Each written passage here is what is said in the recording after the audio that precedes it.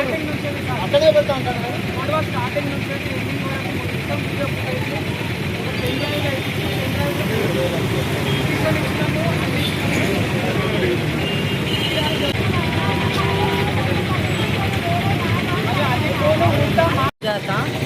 Cherabanda colony నుంచి మాట్లాడుతున్నాను.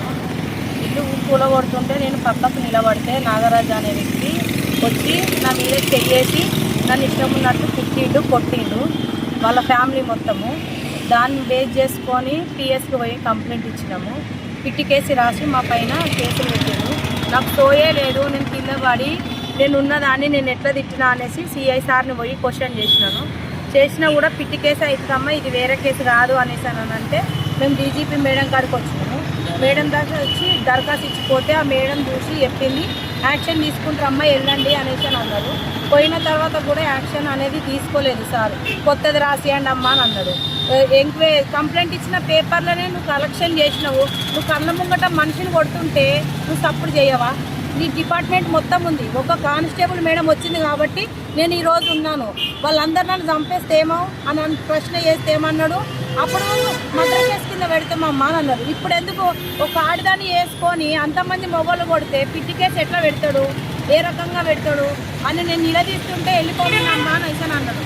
నిన్న కూడా నేను పోయి అడిగాను, సార్ నా కంప్లైంట్ ఏమైంది సార్ అనేసి అడిగితే నేను ఏదైతే ఆ కేసే చేస్తానమ్మా, నువ్వు 10 సార్లు కంప్లైంట్ ఇస్తే అవ్వదు, నువ్వు ఎన్నిసార్లు పిటిషన్ రాసి ఇచ్చినా నేను ఏ జైలు నేను గదే చేస్తాను అన్నాడు. ఏ జైలన్నా గదే ఇస్తా అంటే నడవని పని. ఆయన న్యాయం చేయకపోతే పెట్రోల్ పోసుకొని ఆయన పేరు రాసి చచ్చిపోతా.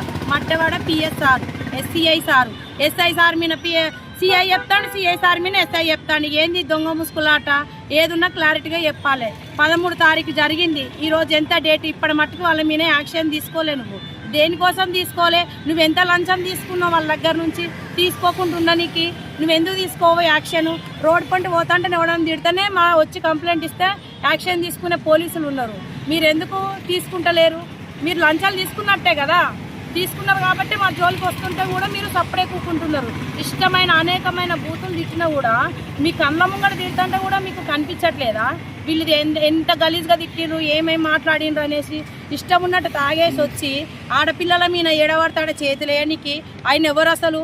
ఆయనకేంటి? ఆ ఇళ్ళల్లో ఏదైనా కూల కొడితే గవర్నమెంట్ ద్వారా మున్సిపాలిటో కమిషనరో ఎవరన్నా వచ్చి కూల కొట్టుకోవాలి.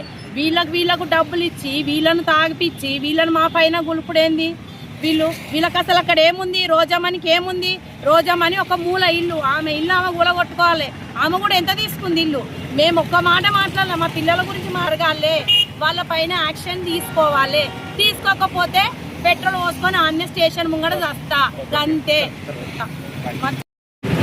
రమణరాజనగర్ కాలనీకి కొందరు ప్రైవేటు వ్యక్తులు ప్రైవేటు జేసీబీ పట్టుకొని మా కాలనీ మీదకి దాడి చేయడానికి రావడం జరిగింది.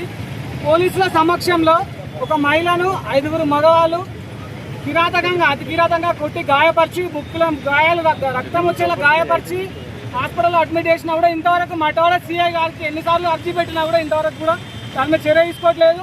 ఆయన సమాధానం ఏంటి అంటే పిటి కేసు పెట్టినాము, అది పోగా ఉల్టా మా మీదనే బాధితురాల మీదనే పిటి కేసు పెట్టి మా కాలనీ వాళ్ళనే అక్రమ కేసులు బనాయించి మమ్మల్ని భయభ్రాంతులకు గురి చేస్తున్నారు.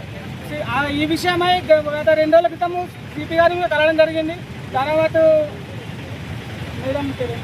ధారావత్ కవిత మేడం, డీసీపీ ధారావత్ కవిత మేడం గారు సిఐకి గట్టిగా స్ట్రిక్ట్గా వార్నింగ్ చేయడం జరిగింది.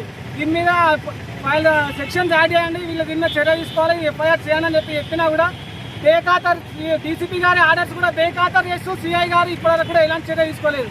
దీని విషయం మేము సిపి గారిని వెళ్ళడానికి వచ్చినాము. దయచేసి మమ్మల్ని సిపి గారిని కలిపియండి, మాకు న్యాయం జరిగేలా చూడాలని చెప్పేసి పత్రికా ముఖంగా అందరినీ వేడుకుంటున్నాం.